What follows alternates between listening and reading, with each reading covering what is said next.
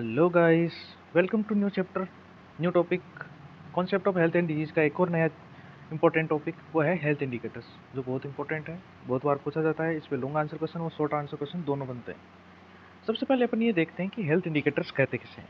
Basically health indicators कहते किसे कहते हैं कि ऐसे इंडिकेटर्स जो उस सोसाइटी के अंदर या पर्टिकुलर एरिया के अंदर क्या डिसाइड करें कि उस एरिया की हेल्थ कैसी है, उस एरिया का हेल्थ स्टेटस कैसा है। ठीक है, health indicators are use to measuring the health status of a community, कि उस कम्युनिटी के अंदर उस जगह का हेल्थ स्टेटस कैसा है, वहाँ की हेल्थ कैसी है। उन चीज़ों को जो मापने वाले इंडिकेटर्स हैं उनको क्या बोलते हैं, हेल्थ इंडिकेटर्स। ठीक है, ideal indicator should be valid. ठीक है, जो आइडियल इंडिकेटर्स होते हैं वो वैलिड होने चाहिए, मतलब रिलायबल होना चाहिए, वैलिड होने चाहिए, सेंसिटिव होने चाहिए, यानी उनमें फेर बदलाव किया जाना चाहिए। वैलिड यानी ऐसे एकदम हवा में बात नहीं करनी चाहिए। जो जो इंडिकेटर्स अपन ने दिए हैं वो एकदम वैलिड यानी सही होने चाहिए, और उन पे अगर कोई चेंज हो तो वो भी दिखनी चाहिए। ठीक है, सेंसिटिव होनी चाहिए। फिजिबल मतलब क्या हो, संभव होनी चाहिए, मतलब हवा में बात नहीं करनी, संभव होने चाहिए, फिजिबल। ठीक है, रिलेवेंट होने चाहिए। ठीक है, कि जैसे अभी 2021 में आया था। ठीक है, तो उस टाइम कोरोना काल था, तो उस टाइम अपन इबोला या उनका है ना, अगर हेल्थ इंडिकेटर्स मापेंगे तो उसका कोई मतलब नहीं है। रिलेवेंट का मतलब होता है कि उस चीज़ से वो संबंधित होना चाहिए। ठीक है, उस डिजीज से संबंधित होना चाहिए। ठीक है, वो सारी चीज़ें उस डिजीज से रिलेट करनी चाहिए, उसको क्या बोलते हैं, रिलेवेंट। ठीक है, स्पेसिफिक होना चाहिए। तो ये कुल मिला के आइडियल इंडिकेटर्स की जो सबसे मेन चीज़ें हैं वो ये है, कौन सी, 6 चीज़ें। ठीक है, वैलिड होना चाहिए, रिलायबल होना चाहिए, जिसपे विश्वास किया जा सके, सेंसिटिव होना चाहिए, जिसमें फेर बदलाव किया जा सके। ठीक है, फिजिबल होना चाहिए, संभव हो जिसका मान, ठीक है, जिसको करना संभव हो, रिलेवेंट होना चाहिए यानी संबंधित होना चाहिए उस चीज़ से, और स्पेसिफिक होना चाहिए। ठीक है, ये 6 चीज़ें अपन मोस्टली पढ़ेंगे। सबसे जो इंपॉर्टेंट जो कौन से होते हैं इंडिकेटर्स होते हैं, वो होते हैं 10 प्रकार के, जिनमें से सबसे इंपॉर्टेंट होते हैं 3। ठीक है, मोर्टिलिटी इंडिकेटर की सबसे पहले तो कि वहाँ की मृत्यु दर कितनी है। ठीक है, उस एरिया की।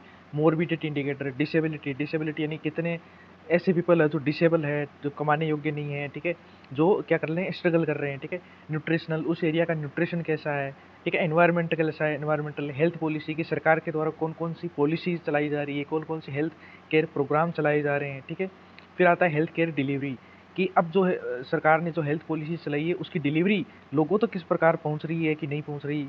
ठीक है, उसका यूटिलाइजेशन लोग कैसे करते हैं। फिर इसके अलावा क्या क्या आते हैं, जैसे सोशल और मेंटल हेल्थ। ठीक है, कि उस एरिया के लोगों की कैसी सोशल और मेंटल हेल्थ कैसी है। ठीक है, और इसके अलावा कौन सी, सोशियो इकोनॉमिक, कि वहाँ के लोग जो है वो कितना क्या कमा सकते हैं या कितना कमाते हैं। उस एरिया, उस चीज़ पे जो इंडिकेटर्स होते हैं वो वहाँ के एरिया की क्या डिसाइड करते हैं, हेल्थ को डिसाइड करते हैं। तो ये सभी जो 10 है वो सारे के सारे कौन से होते हैं, हेल्थ इंडिकेटर्स होते हैं। ठीक है, बात करते हैं सबसे पहले इंडिकेटर्स, मोटिलिटी इंडिकेटर्स। तो बेसिकली मोटिलिटी इंडिकेटर क्या होता है कि उस एरिया की मृत्यु दर कितनी है। ठीक है, मृत्यु दर बहुत सारी होती है। ठीक है, अलग अलग प्रकार की होती है। तो शुरू करते हैं अपन सबसे पहली चीज़, क्रूड डेथ रेट। ठीक है, क्रूड डेथ रेट क्या होती है, नंबर ऑफ डेथ्स पर 1000 population per year in a given community, की नंबर्स ऑफ डेथ्स अपन mid year population in 2000 is equal to 7.5 in India. ठीक है, बेसिकली है क्या कि 1000 पॉपुलेशन के अंदर, ठीक है, कितने लोग मर रहे हैं। अब बेसिकली जो मिड ईयर पॉपुलेशन है तो वो क्या होती है, ठीक है, मिड ईयर पॉपुलेशन होती है कि साल में 1 मई को जितनी पॉपुलेशन होती है किसकी, एक पर्टिकुलर एरिया की जिसकी अपन माप रहे हैं उसकी, या फिर अपने देश की जहाँ की भी अपन माप रहे हैं उसकी मिड ईयर पॉपुलेशन किसे कहते हैं, कि उस 1 मई को या साल के बीच में जो कितनी पॉपुलेशन होती है उसके हिसाब से इसको गिना जाता है। ठीक है, बेसिकली अगर क्वेश्चन में अपन को सिर्फ पॉपुलेशन दे रखा आता हो तो उसको क्या, मिड ईयर पॉपुलेशन ही माना जाता है। ठीक है, आगे चलते हैं। बेसिकली है क्या कि deaths of, number of deaths पर 1000 पॉपुलेशन। ठीक है, यानी एक साल के अंदर 1000 लोगों पर कितने लोगों की मृत्यु होती है उसी को क्या बोलते हैं, क्रूड डेथ रेट बोलते हैं। ठीक है, बेसिकली इसका मतलब यही है। इसके अलावा एक नोट है इंपॉर्टेंट, एक्सपेक्टेंसी ऑफ लाइफ। ठीक है, लाइफ एक्सपेक्टेंसी जिसको बोलते हैं, वो भी एक तरीके की क्या है, मोटिलिटी इंडिकेटर के नाम से जाना जाता है। ठीक है, लाइफ एक्सपेक्टेंसी वैसे कोई रेट नहीं है, लेकिन इसको क्या बोला जाता है, इसको भी एक मोटिलिटी इंडिकेटर के रूप में माना जाता है। ठीक है, बेसिकली एक्सपेक्टेंसी ऑफ लाइफ है क्या, कि अपन किसी को बोलते हैं ना कि यार तेरी मतलब एक्सपेक्टेंसी कितनी है, कि या अपनी, या फिर अभी जो वर्तमान में है ना, अपनी मेल और फीमेल की कितने वर्षों तक जीने की संभावना है। मतलब जैसे आजकल मेल्स की कितना है, 40.1 ईयर्स हो गई। ठीक है, फीमेल्स की 64.1 एंड 65.4। ठीक है, यानी कितने साल तक आदमी जिएगा, यानी क्या हो गई, कितने साल बाद में मर जाएगा। बेसिकली चीज़ तो वही है। तो एक्सपेक्टेशन कितनी है लाइफ से। ठीक है, तो average number of years that will be lived bye those, यानी एवरेज नंबर ऑफ ईयर्स की एवरेज नंबर कितने हैं उन सालों के जो उनके द्वारा जिया जाएगा born alive into population if the current age specific mortality rates persist की अगर वर्तमान में जो करंट स्पेसिफिक जो मोर्टेलिटी रेट है वही चल रही है उस पे यानी उसी मोर्टेलिटी रेट पे एवरेज नंबर ऑफ ईयर कितने साल तक एक आदमी एवरेज जी रहे हैं और कितनी एक मेल और फीमेल जी रहे हैं वो उसकी क्या है लाइफ एक्सपेक्टेंसी होगी, ठीक है। और ये सबसे इम्पोर्टेंट टॉपिक है कि मतलब एक तरीके से क्या नोट मान लो इसको कि ये एक पॉजिटिव मोर्टेलिटी इंडिकेटर है। एक्सपेक्टेंसी या life expectancy expectation of life is a positive mortality indicator इसको माना जाता है। अगला अपन चलते हैं इन्फेंट मोर्टेलिटी रेट, ठीक है। इन्फेंट मोर्टेलिटी रेट क्या होता है कि ratio of deaths under 1 year of age in a given year कि एक साल में एक साल के से छोटे वाले बच्चे जो जीवित नहीं सॉरी जो मर गए हैं उनकी deaths upon total number of live birth in the same year कि उसी साल के अंदर कितने बच्चे जीवित है, यानी जीवित बच्चों पे 1000 जीवित बच्चों पे कितने बच्चे उसी साल के अंदर एक साल से कम में मर चुके हैं उनको क्या बोलते हैं इन्फेंट मोर्टेलिटी रेट, ठीक है, इनटू 1000, ठीक है। इंडिया में ये कितने हैं 50 यानी 58 बच्चे जो है अंडर 1 ईयर क्या है 1000 बच्चों पे पर साल क्या मर रहे हैं, ठीक है, उसको क्या बोलते हैं इन्फेंट मोर्टेलिटी रेट। अब क्या ये मोस्ट यूनिवर्सल, ठीक है, ये चीज़ सबसे इंपॉर्टेंट है इसकी कि मोस्ट यूनिवर्सल एक्सेप्टेड इंडिकेटर्स होते हैं ये हेल्थ स्टेटस की कि ऑल पॉपुलेशन की इस पूरी पॉपुलेशन के अंदर सबसे मोस्ट एक्सेप्टेड इंडिकेटर है कि उससे जो पॉपुलेशन है उसका हेल्थ स्टेटस कैसा है, ठीक है, and their socio economic condition की वो हेल्थ स्टेटस को बरकरार रखने के लिए कितना उस पर सोशियो इकोनॉमिक यानी सोशियो इकोनॉमिक का मतलब क्या हो गया कि कितना उस पर खर्च कर सकते हैं उसका इकोनॉमिक, ठीक है, कितनी कैपेबिलिटी है कि वो उन बच्चों को जीवित रखने के लिए कितना उन पर खर्च कर पाते हैं। तो सबसे रिलायबल जो इंडिकेटर्स होता है वो कौन होता है इन्फेंट मोर्टेलिटी रेट होता है, ठीक है। आगे चलते हैं चाइल्ड मोर्टेलिटी रेट के नंबर्स ऑफ डेथ्स 1 से 4 साल के बच्चों का पर ईयर में 1000 बच्चों पे, ठीक है, 1000 बच्चों पे 1 से 4 साल तक कितने बच्चे जीवित रहते हैं वो, ठीक है, वो क्या कहलाता है child mortality rate. Number of deaths 1 to 4 years during a year upon total childrens 1 to 4 years at middle of the year, ठीक है, कि साल के बीच में 1 से 4 साल तक कितने बच्चे जीवित रहते हैं और उन बच्चों पर कितने बच्चे मर जाते हैं इनटू 100, उसको क्या 100 नहीं 1000, उनको क्या बोलते हैं चाइल्ड मोर्टेलिटी रेट। आगे अपन चलते हैं अंडर 5 ईयर्स मोर्टेलिटी रेट। इसका मतलब क्या है कि इसको बेसिकली मतलब एकदम नॉर्मल तरीके से समझते हैं कि number of live births in the same area and year, ठीक है, कि एक एरिया में एक साल में कितने लाइव बर्थ बच्चों की कितने जिंदा बच्चे जन्मे उनमें से, ठीक है, उनमें से number of the deaths of childrens under 5 years during year कि एक ईयर में अंडर 5 ईयर उन टोटल बच्चों में कितने मर चुके हैं इनटू 100 सॉरी 1000 क्या हो गए उसको क्या बोलते हैं अंडर 5 ईयर मोर्टेलिटी रेट, ठीक है। Annual number of deaths of children under 5 years expressed as a rate per thousands live birth, ठीक है, लाइव पर थाउजेंड्स लाइव बर्थ पे कितने बच्चे जो है 5 साल से कम उम्र में मर रहे हैं उनको क्या बोलते हैं अंडर 5 ईयर मोर्टेलिटी रेट। वो अपने इंडिया में कितना है 85, ठीक है।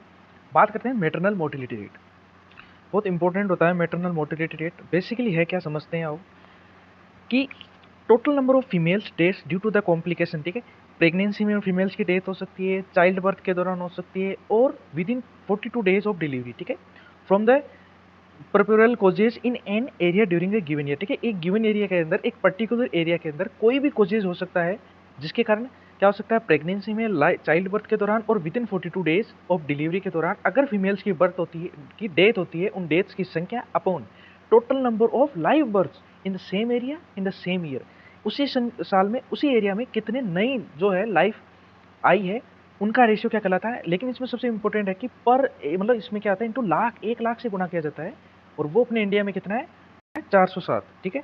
तो मैटरनल मोर्टेलिटी रेट क्या हुआ कि total number of female death कि कितनी फीमेल की डेथ होती है किसमें प्रेगनेंसी में हो सकती है, चाइल्ड बर्थ के दौरान हो सकती है और within 42 days of delivery के दौरान हो सकती है कोई स्पेसिफिक कॉजेज के कारण during a particular area in a particular year upon total live birth की नए कितने जन्मे हैं या उसकी रेशियो पे, ठीक है। अगला देखते हैं डिजीज स्पेसिफिक मोर्टेलिटी की एक मोर्टेलिटी तो अपन को पता है कि मृत्यु दर है लेकिन किसके कारण एक स्पेसिफिक डिजीज के कारण, ठीक है। Mortality rate computed for specific disease, ठीक है, एग्जांपल फॉर टीबी, ठीक है, टीबी है मान लो कोई तो एक साल के अंदर एक पर्टिकुलर एरिया के अंदर टीबी के कारण कितने लोग मरे वो क्या कहलाता है disease specific mortality rate specific death rate due to TB, ठीक है। निकालते हैं इसको number of death due to TB during the a calendar year, ठीक है, कैलेंडर ईयर का मतलब पर्टिकुलर मतलब साल का कोई अवधि ले ली या फिर पूरे साल ले ली अपने, ठीक है। तो number of deaths due to the TB during a calendar year upon mid year population, ठीक है। मिड ईयर पॉपुलेशन मैंने पहले भी बताया था कि 1 मई को जो जितनी पॉपुलेशन होती है, या फिर जो मेनली क्या होती है, पॉपुलेशन अगर क्वेश्चन में दे दी जाती है तो उसको क्या मिड ईयर पॉपुलेशन के ही माना जाता है, ठीक है। इन 2000 उसको क्या बोलते हैं, डिजीज स्पेसिफिक मोर्टेलिटी रेट। अगला होता है प्रोपोर्शनल मोर्टेलिटी रेट, यानी प्रोपोर्शनल का मतलब क्या होता है कि कितने प्रतिशत है, ठीक है, कि एक स्पेसिफिक डिजीज के कारण उस एक डिजीज का कितना प्रतिशत है टोटल डेथ रेट में, ठीक है। प्रोपोर्शन ऑफ ऑल डिजीज, ठीक है, डेथ्स करंटली एट्रीब्यूटेड, की मान लो एक पर्टिकुलर एरिया में एक साल में जितनी कुल मौतें हुई है उनमें से उस एक स्पेसिफिक डिजीज के कारण कितने प्रतिशत मौतें हुई है, कि मान लो कोई 100% मौतें हैं, उनमें से एग्जाम्पल के तौर पर अपन देखते हैं कि एग्जाम्पल कोरोनरी हार्ट डिजीज है, ठीक है। ये क्या है कि ये क्या है 25 to 30% of all death in western countries, ठीक है। कि वेस्टर्न कंट्रीज में टोटल डेथ रेट में से कोरोनरी हार्ट डिजीज का अकेले के कितने 25 to 30% रहता है टोटल डेथ में से, ठीक है। वो उसको क्या बोलते हैं, प्रोपोर्शनल मोर्टेलिटी रेट, की कितना प्रतिशत है जो टोटल डेथ रेट में से एक स्पेसिफिक डिजीज की डेथ रेट होती है, ठीक है। आगे चलते हैं। अगला सबसे इंपॉर्टेंट आता है केस फेटेलिटी रेट, ठीक है, जो बहुत बार शॉर्ट नोट के रूप में भी पूछा जाता है, लॉन्ग आंसर क्वेश्चन भी बहुत बार पूछा गया है, ठीक है। बेसिकली केस फेटेलिटी रेट है क्या, ठीक है, total number of death due to a specific disease upon total number of cases due to a specific disease, ठीक है। यानी उसी स्पेसिफिक डिजीज के कारण जितने एक मतलब साल, सॉरी, इसमें है सबसे बड़ी चीज़ ये है कि इसमें क्या टाइम इंटरवल नहीं आता, ठीक है। टाइम इंटरवल नहीं आता, ये एक मतलब कोई भी अवधि नहीं आती, सबसे बड़ी कमी है इसकी, लिमिटेशंस में अपन देखेंगे बाद में, ठीक है। तो इसमें क्या है कि एक पर्टिकुलर एरिया में उस एक स्पेसिफिक डिजीज के कारण जितने केस आए उनमें से कितने लोग उसी डिजीज के कारण उसी एरिया में मर चुके हैं, उसको क्या बोलते हैं, CFR बोलते हैं, ठीक है। इसको बोलते हैं केस फर्टिलिटी रेट इंटू 100, ठीक है। Represents killing power of disease, ठीक है, उस डिजीज की किलिंग पावर को रिप्रेजेंट करता है CFR, ठीक है।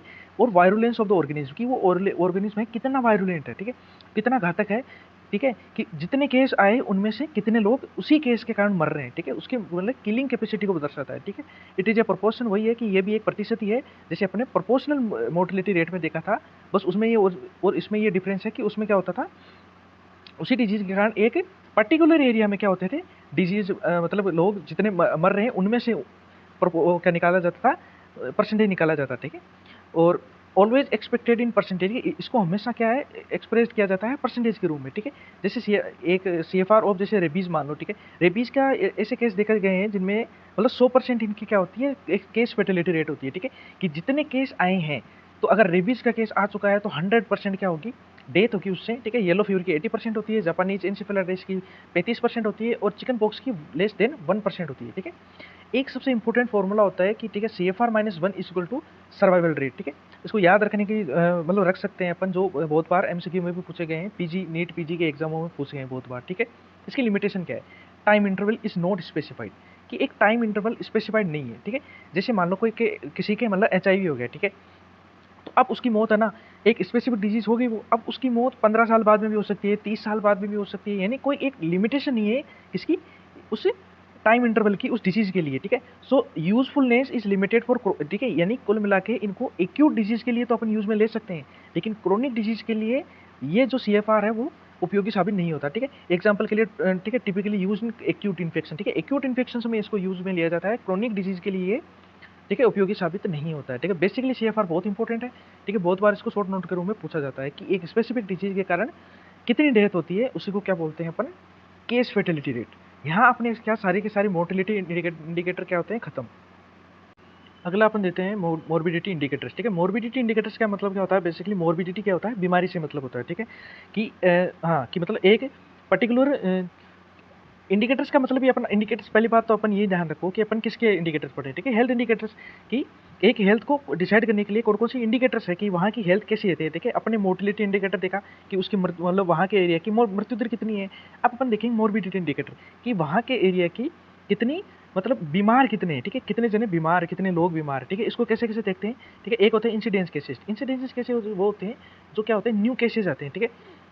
और प्रिविलेंस केसेस वो होते हैं जो न्यू प्लस ओल्ड दोनों को क्या है, दोनों होते हैं, पुराने वाले केस और नए वाले केस, ठीक है। तो पुराने नए केस कितने आ रहे हैं, पुराने की बीमारी के केस कितने आ रहे हैं, ठीक है। Admission rates in the hospital, उसे एक पर्टिकुलर जो मतलब आदमी है उसकी एडमिशन रेट कितनी है, कि वो पिछले कितने समय में कितनी बार हॉस्पिटल आ चुका है, ठीक है। ड्यूरेशन ऑफ हॉस्पिटल स्टे, की कितनी बार वो हॉस्पिटल में रह चुका है, उसकी कितनी अवधि है, और उसको अपने कितनी बार नोटिफिकेशन, यानी उसको कितनी बार अपन ने एडमिट किया है, उसका नोटिफिकेशन कितनी बार अपन ने लिखा है, अपलोड किया है। तो ये सारी की सारी चीज़ें हैं वो क्या करती है, मोर्बिडिटी इंडिकेटर्स डिसाइड करती है कि वहाँ की मृत्यु दर नहीं, वहाँ की बीमार होने की मतलब की दर कितनी होती है, ठीक है। और ये इंसिडेंस और प्रिविलेंस केसेज है, ये क्या नीट 2018 में भी पूछा गया है, ठीक है। अगला अपन देखते हैं डिसेबिलिटी इंडिकेटर, जो कि सबसे इंपॉर्टेंट इंडिकेटर्स होता है, ठीक है। इस पे शॉर्ट आंसर क्वेश्चन बहुत ज़्यादा बनते हैं, ठीक है। सबसे पहले अपन तीन चीज़ समझते हैं कि इम्पेयरमेंट क्या है, डिसेबिलिटी क्या है और हैंडीकैप क्या है, ठीक है। इम्पेयरमेंट बोलते हैं लॉस ऑफ एनाटॉमिकल ऑर्गन और फिजियोलॉजिकल फंक्शन, कि आपका कोई एनाटॉमिकल ऑर्गन का मतलब लॉस हो गया, ठीक है, फिजियोलॉजिकल फंक्शन उसके कारण अपन नहीं कर पा रहे, उसको क्या बोलते हैं, इम्पेयरमेंट। उस इम्पेयरमेंट के कारण क्या है, डिसेबिलिटी आई, जिसके कारण लॉस ऑफ एक्टिविटी हुई और वर्क, यानी आप एक्टिविटी नहीं कर पा रहे, उसके कारण कोई वर्क नहीं हो पा रहा, ठीक है। उस वर्क के कारण क्या हो गया, आप हैंडीकैप हो गए, सोशल फिनोमेना, यानी कुल मिला के उस डिसेबिलिटी के कारण क्या हो गया, लॉस ऑफ जॉब, ठीक है। आपके पास कोई जॉब नहीं है, ऑक्यूपेशन नहीं है, आप अनएम्प्लॉयमेंट हो गए, और आप अनएम्प्लॉयमेंट होने के कारण आपका जो आपकी जो रोजी रोटी है वो भी आपको नहीं मिल रही है, ठीक है। तो बेसिकली सबसे पहले क्या होता है, इम्पेयरमेंट होता है, फिर डिसेबिलिटी होती है, फिर हैंडीकैप होता है, ठीक है, जिसके कारण क्या होता है, अनएम्प्लॉयमेंट आता है। बेसिकली डिसेबिलिटी इंडिकेटर्स हैं वो दो प्रकार के होते हैं, एक होता है इवेंट टाइप और एक होता है पर्सन टाइप। बहुत इंपॉर्टेंट है। इवेंट टाइप का मतलब है कि एक इवेंट में, जैसे अपन अपन बोलते हैं ना कि ये मेरा उस टाइप का, मतलब उस दिन मेरा 20वां बर्थडे था, ठीक है। इवेंट मतलब एक इवेंट यानी एक ड्यूरेशन को बताता है, ठीक है। Number of days of restricted activity, work loss date, ठीक है, बेड डिसेबिलिटी रेट, ये सारे के सारे किसमें शामिल किए गए हैं, इवेंट टाइप में। पर्सन टाइप में मतलब एक मतलब पर्सन क्या, कि कौन कौन सी उस डिसेबिलिटी के कारण एक पर्सन में क्या है, लिमिटेशन आई, ठीक है, उसकी मोबिलिटी में लिमिटेशन आ गई, उसकी एक्टिविटी में लिमिटेशन आ गई, ठीक है। तो डिसेबिलिटी इंडिकेटर्स में अपन ये दो टाइप के होते हैं, ठीक है, एक तो इवेंट टाइप होता है और एक होता है पर्सन टाइप। डिसेबिलिटी इंडिकेटर्स में चार नाम सबसे इंपॉर्टेंट है, एक होता है डेली, एक होता है डीएफएलई, एक होता है एचएएलई और एक होता है क्यूएएलई, ठीक है। सबसे इंपॉर्टेंट, ठीक है, एक होता है डिसेबिलिटी एडजस्टेड लाइफ ईयर्स, एक होता है डिसेबिलिटी फ्री लाइफ एक्सपेक्टेंसी, एक होता है हेल्थ एडजस्टेड लाइफ एक्सपेक्टेंसी और एक होता है क्वालिटी एडजस्टेड लाइफ ईयर्स, ठीक है। अपन क्या करते हैं, इनको एक एक पढ़ते हैं, ठीक है। तो अपन सबसे पहले समझते हैं कि DALY disability adjusted life year क्या होता है, ठीक है। बेसिकली अपन इसको एग्जांपल के थ्रू समझते हैं कि डिसेबिलिटी एडजस्टेड लाइफ ईयर्स क्या है, कि एक आपके जैसे कोई मान लो आपने 80 साल जिए, ठीक है, 80 साल जिए आपने, ठीक है, 80 साल में से मान लो आपको 10 साल में कोई डिसेबिलिटी आ गई, ठीक है। 10 साल से लेके मान लो आपकी डिसेबिलिटी रही 20 साल तक, ठीक है, 10 साल से 30 साल तक, ठीक है। फिर 30 साल से जो 80 साल तक आप नॉर्मल लाइफ जिए, ठीक है। तो उसमें से डिसेबिलिटी के साथ आपने कितने साल गुजारी, वो क्या कहलाता है, डिसेबिलिटी एडजस्टेड लाइफ ईयर्स। तो आपने कितने साल गुजारे, 20 साल गुजार लिए, ठीक है। यानी उस डिसेबिलिटी के साथ आपने, यानी उस कितने ईयर्स गुजार लिए, यानी आप उस साल उतने साल क्या कोई काम नहीं कर पाए उस डिसेबिलिटी के कारण, ठीक है। दूसरा होता है कौन सा, डीएफएल, ठीक है, डिसेबिलिटी फ्री लाइफ एक्सपेक्टेंसी, ठीक है, कि बिना डिसेबिलिटी के आपने कितने साल गुजारे, ठीक है। अब जो मैंने बोला कि 10 साल में कोई डिसेबिलिटी आई जो 30 साल तक रही, तो कितने साल आपने फ्री लाइफ मतलब बिना डिसेबिलिटी के गुजारे, तो 80 में से 20 साल निकाल दिए, यानी 60 साल आपके क्या हो गए, डिसेबिलिटी फ्री लाइफ एक्सपेक्टेंसी आएगी, ठीक है। उसके बाद में क्या आता है, तीसरा आता है हेल। हेली का क्या मतलब होता है, हेल्थ एडजस्टेड लाइफ एक्सपेक्टेंसी। अब बात करते हैं हेली क्या होता है, ठीक है, हेल्थ एडजस्टेड लाइफ एक्सपेक्टेंसी, ठीक है। अपन ने देखा एक तो डेली और एक डीएफएलई, ठीक है। डेली का मतलब क्या हो गया कि डिसेबिलिटी के साथ कितने साल जिए, डीएफएलई का मतलब क्या हो गया कि बिना डिसेबिलिटी के सिंपल लाइफ कितनी जी। बेसिकली हेल्थ एडजस्टेड क्या होता है कि लाइफ एक्सपेक्टेंसी एट बर्थ, ठीक है, कि बर्थ के दौरान कितनी एक्सपेक्टेंसी है उसकी लाइफ की with adjusted for time spend की। अब मैं क्या बोलता हूँ कि मैंने उसको क्या दिया, थोड़ा बहुत इलाज दिया, ठीक है, मैंने उसको थोड़ा बहुत ट्रीटमेंट भी कराया, ठीक है, और उसके कारण क्या हुआ वो ठीक है, तो उसने डिसेबिलिटी में भी थोड़े मतलब जितने साल गुजारे वो। तो अब क्या हो गया कि life expectancy at birth with adjustment for time spend in poor health, कि पुअर हेल्थ में कितने एडजस्टमेंट के लिए मैंने उसको टाइम दिया, ठीक है। यानी बेसिकली क्या होता है कि हेल्थ एडजस्टेड लाइफ एक्सपेक्टेंसी क्या होता है, डीएफएलई प्लस डेली, यानी डिसेबिलिटी के साथ के ईयर्स प्लस सिंपल लाइफ, ठीक है। तो सिंपल लाइफ जैसे मैंने अभी बोला कि मैंने कितने 80 साल में से 20 लाइफ मेरे क्या था डिसेबिलिटी के साल थे, तो 20 प्लस 60, ठीक है, दोनों क्या हो गए 80, यानी 80 साल जो है मैंने क्या एचएलई के रूम में गुजारी, ठीक है। यानी टोटल मैंने कुल मिला के जितनी लाइफ मेरी जी है वो क्या कहलाती है, हेल्थ एडजस्टेड लाइफ एक्सपेक्टेंसी, यानी जो नॉर्मल लाइफ है वो तो है ही, और उसके अलावा जो मेरी लाइफ है जो मैंने क्या हेल्थ केयर के साथ गुजारी है उसको क्या बोलते हैं, एचएलई बोलते हैं। उसके अलावा एक और चीज़ आती है क्यूएलई, क्वालिटी एडजस्टेड लाइफ ईयर्स। इसका बेसिकली ये मतलब होता है कि जैसे मैंने बोला कि मैं 10 साल से लेके 30 साल तक क्या रहा, डिसेबल रहा, तो उस दौरान अगर मेरे को अच्छा ट्रीटमेंट मिल जाता, ठीक है, मैं खुद का ऑपरेशन करवा लेता या फिर मैं अच्छा ट्रीटमेंट ले पाता, अच्छे पैसे खर्च करता, तो उसके कारण मैं कितने साल मेरी बचा लेता, उसको क्या बोलते हैं disability, sorry quality adjusted life years, ठीक है। ये जैसे मैंने अगर मैं अच्छा ट्रीटमेंट ले लेता तो मैं 20 साल और क्या जी लेता, ठीक है, 20 साल और जी लेता, वो 20 साल क्या कहलाते हैं मेरे क्वालिटी एडजस्टेड लाइफ ईयर्स, ठीक है। ऐसे is the number of quality years which would be added, जो एडिट कर सकते थे बाय इंक्लूडिंग द इंटरवेंशन, कि कोई भी इंटरवेंशन करके या कोई ट्रीटमेंट करके अपन कंसिडर कर सकते थे उसको कि value of money spent in the intervention की, उस मतलब मनी स्पेंड करके अपन उस डिजीज को कितना ट्रीट कर सकते थे या क्वालिटी लाइफ जी सकते थे, उसको क्या बोल सकते हैं अपन क्वालिटी एडजस्टेड लाइफ ईयर्स। अपन बेसिकली अब समझते हैं कि DALY डेली है क्या, ठीक है। डिसेबिलिटी एडजस्टेड, मैंने बोला था कि कितने साल अपन ने डिसेबिलिटी के साथ गुजारे, ठीक है। तो ये बेस्ट इंडिकेटर होता है किसी का कि एक पॉपुलेशन में बर्डन ऑफ डिजीज मापने का और effectiveness of intervention. Effectiveness of intervention का मतलब हो गया कि आपने कितना इंटरवेंशन देके या कितना प्रिवेंट करने की कोशिश की है, उसके इफेक्टिवनेस को मापते हैं। और उस डिजीज का कितना बर्डन है उस पॉपुलेशन पे, उसको क्या इंडिकेटर होता है किसके को क्या डेली, ठीक है। ये क्या क्या मेजर करता है, ये करता है एक तो YLL और एक होता है YLD, ठीक है, years lost of life and years lost of disability. Years lost of life क्या होता है बेसिकली कि मतलब उस डिजीज के कारण प्री मेच्योर डेथ हो गई, यानी उस डिजीज के कारण प्री मेच्योर ही कितने लोग सलट गए, उसको क्या बोलते हैं ईयर्स लॉस्ट ऑफ लाइफ। और उस डिजीज के कारण लेस और डिसेबिलिटी के कारण, उस डिजीज की डिसेबिलिटी के कारण कितने साल जो है वो लॉस्ट हो गए, उसको बोलते हैं YLD, ठीक है। डेली जो होता है वो होता है बेसिकली YLL प्लस YLD, ठीक है। ईयर्स ऑफ लॉस्ट लाइफ यानी YLL क्या होता है numbers of death into expected remaining years of life, कि कितने साल वो और जी सकते थे, ठीक है, उसको क्या बोलते हैं YLL। YLD बोलते हैं numbers of cases during the due to the injury, injury के कितने केस आए, उस इंजरी के कारण कितने साल average duration of the disease की, डिजीज कितने साल तक रही, इनटू वेटिंग, ठीक है। वेइंग फैक्टर जो क्या होता है basically factor reflects the severity of the disease, कि कितना सीवियर है, ठीक है। तो डेली बेसिकली क्या होता है YLL प्लस YLD, ठीक है, years lost of life plus years lost to disability. अब अपन बात करते हैं एक और नया छोटा सा टॉपिक है YPLL, years of potential life loss. YPLL basically एक डिसेबिलिटी इंडिकेटर नहीं होता, ये होता है मोर्टिलिटी इंडिकेटर, ठीक है। Years of potential life loss through pre mature death and years of potential life lost is a maturity, ठीक है, वो तो मैंने बोल दिया ना मोर्टिलिटी इंडिकेटर होता है, ठीक है।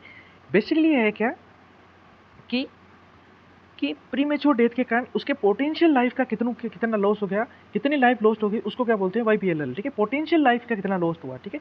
बेसिकली ये है क्या एक क्या है मोर्टिलिटी इंडिकेटर है, कौन सा डेली जो होता है सबसे मैक्सिमम होता है डिप्रेशन के दौरान, और दूसरा होता है हियरिंग लॉस के दौरान, ठीक है। डिप्रेशन के दौरान एक आदमी की कितने साल नष्ट हो जाते हैं, उसके कारण डिसेबिलिटी के कारण उसको कितने साल अपने लॉस्ट करने पड़ते हैं डिसेबिलिटी के कारण, ठीक है। हियरिंग लॉस भी हो सकता है, बहुत सारे कारण हो सकते हैं, ठीक है। ये दो एग्जाम्पल अपन देखते हैं, ठीक है। इसके बारे में बात करते हैं अपन Sullivan index. Sullivan index basically क्या है, DFLE ही है, सेम ही है, ठीक है, दोनों पूछे जाते हैं। DFLE और सुलिवान इंडेक्स एक ही है। सबसे मोस्ट इंपॉर्टेंट चीज क्या होती है, ये पॉजिटिव इंडिकेटर होता है, ठीक है। Numbers of years of free, अपन ने पहले पे देखा था कि DFLE है क्या, ठीक है, डिसेबिलिटी फ्री लाइफ एक्सपेक्टेंसी, कि आपने कितने साल सिंपल लाइफ या बिना डिसेबिलिटी के जिए, वो क्या कहलाता है DFLE कहलाता है। तो लाइफ एक्सपेक्टेंसी यानी कितने साल अपन ने जिए, उसमें से डिसेबिलिटी ईयर्स निकाल दो, वो क्या कहलाता है DFLE कहलाता है या सुलिवान इंडेक्स कहलाता है।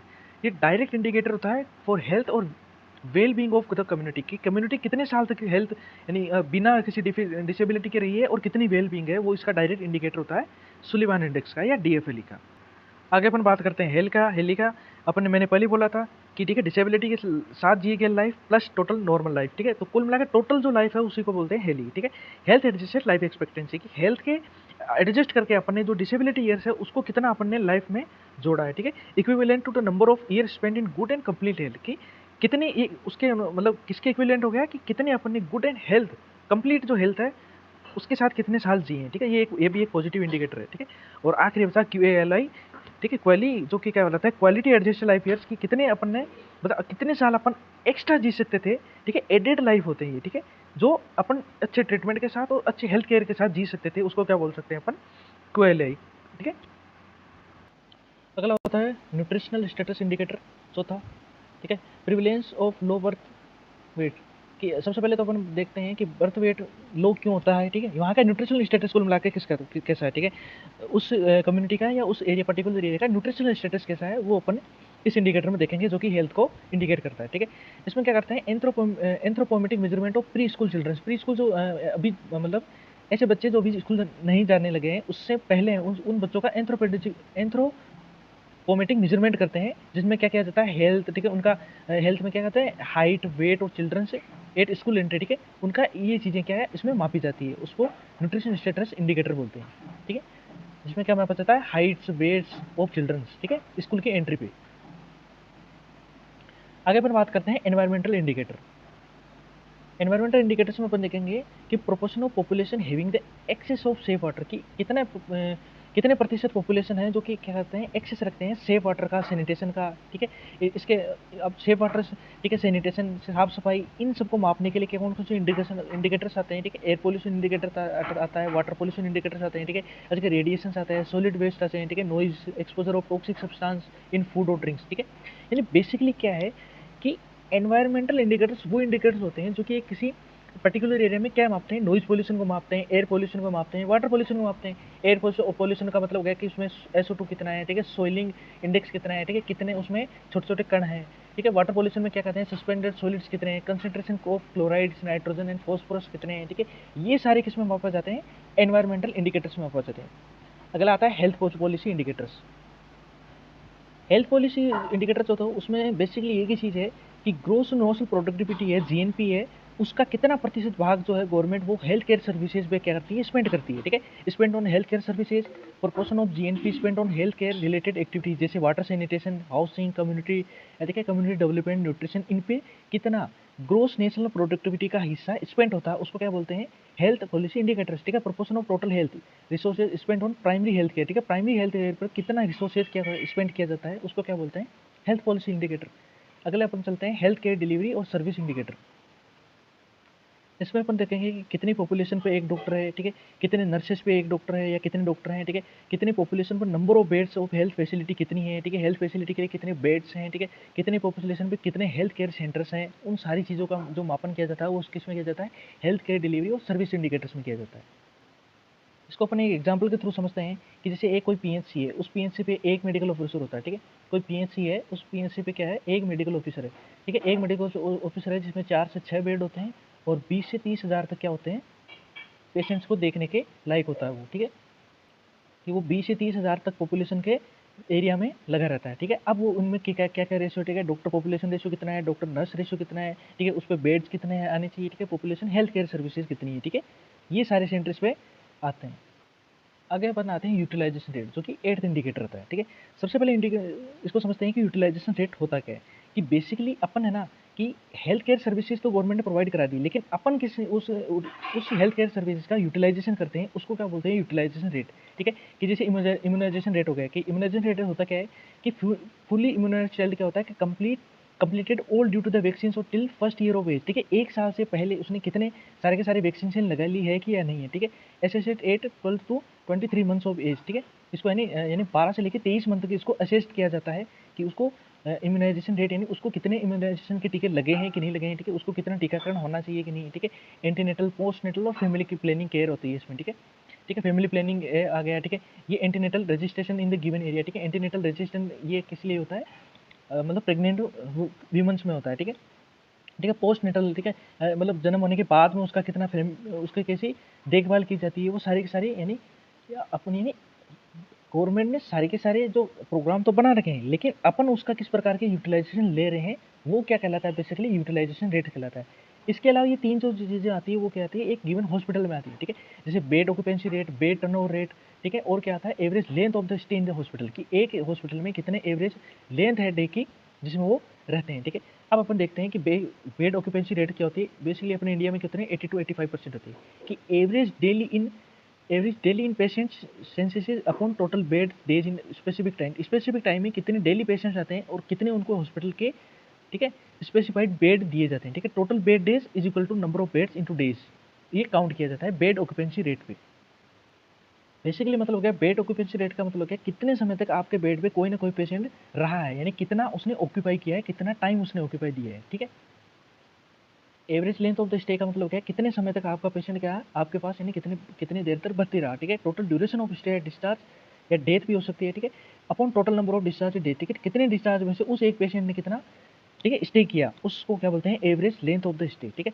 बेड सप्लाई क्या मतलब है इसको पॉलिसी इंडिकेटर भी बोलते हैं, ठीक है, कि number of the beds available अपन टोटल पॉपुलेशन ऑफ सर्व, ठीक है, टोटल पॉपुलेशन ऑफ सर्व में कितने बेड्स अपन ने उसे, ठीक है, बेड सप्लाई दिया अपने हॉस्पिटल में से, कितने बेड अपने अवेलेबल कराए, उसको बोलते हैं बेड सप्लाई रेट।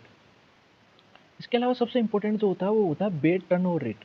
बेसिकली है क्या कि टोटल नंबर ऑफ डिस्चार्ज की अपन ने यहाँ कितने डिस्चार्ज कर दिए पेशेंट्स को, कितनी डेथ्स हो गई और कितने ट्रांसफर कर दिए अपने हॉस्पिटल में से दूसरे या हाई हॉस्पिटल में, तो उससे क्या हुआ, अमाउंट ऑफ बेड क्या हुआ, खाली हो गई, ठीक है।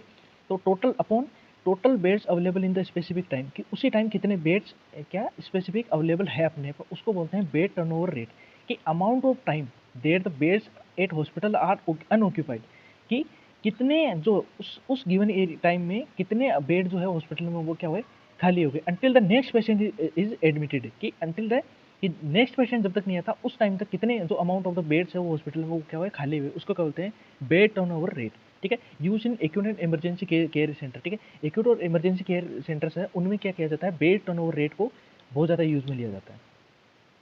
अगर इसकी वैल्यू नेगेटिव आ रही है बेड टर्नओवर रेट की, इसका मतलब क्या है कि ओवर ऑक्यूपेंसी हो रहा है, ठीक है, ठीक है, बेड्स की बहुत ज़्यादा कमी पड़ रही है, ओवर यूटिलाइजेशन हो रहा है आपकी सर्विस का, उसको क्या बोलेंगे, बेड टर्नओवर रेट बोलेंगे, ठीक है, उसके माइनस में बोलेंगे, ठीक है। जैसे कोरोना में हुआ था, ठीक है, कोरोना में बहुत ज़्यादा एक्सपेंटेंसी नहीं, एक्सेसिव क्या हो गए पेशेंट्स हो गए, जिसके कारण क्या हो गए, इतने ज़्यादा बेड्स आई नहीं, ठीक है, उसके क्या बोलेंगे नेगेटिव वैल्यू। देखिए पॉजिटिव वैल्यू क्या बोलेंगे, इंडिकेट्स द वैकेंट बेड्स की, खाली बेड्स को अपन क्या बोलेंगे अंडर यूटिलाइजेशन हो रहा है अभी, ठीक है, सर्विसेज का अंडर यूटिलाइजेशन हो रहा है, ठीक ठाक यूटिलाइजेशन हो रहा है और अपने बेड भी खाली पड़े हैं सारे के सारे, उसको पॉजिटिव वैल्यू बोलेंगे किसकी, बेड टर्नओवर रेट की। तो बेसिकली बेड टर्नओवर रेशियो की ना तो पॉजिटिव वैल्यू ज़्यादा अच्छी है ना ज़्यादा नेगेटिव वैल्यू अच्छी है, ठीक है। ज़्यादा पॉजिटिव वैल्यू का मतलब हो गया कि आप ज़्यादा क्या ओवर यूटिलाइजेशन कर रहे हैं, और नेगेटिव वैल्यू का मतलब क्या हो गया कि आप अंडर यूटिलाइजेशन कर रहे हैं, आपने पूरी हेल्थ केयर सर्विसेज का उपयोग ढंग से किया ही नहीं है, ठीक है। तो बेसिकली क्या होता है, दोनों चीज़ अच्छी नहीं है। अगला होता है social and mental health indicators, ठीक है। बेसिकली ये क्या मापता है कि वहाँ पे लड़ाई झगड़ा कितना है, ठीक है, ठीक है, लड़ाई झगड़ा कितना हो रहा है, ठीक है, सुसाइड कितने हो रहे हैं, ठीक है।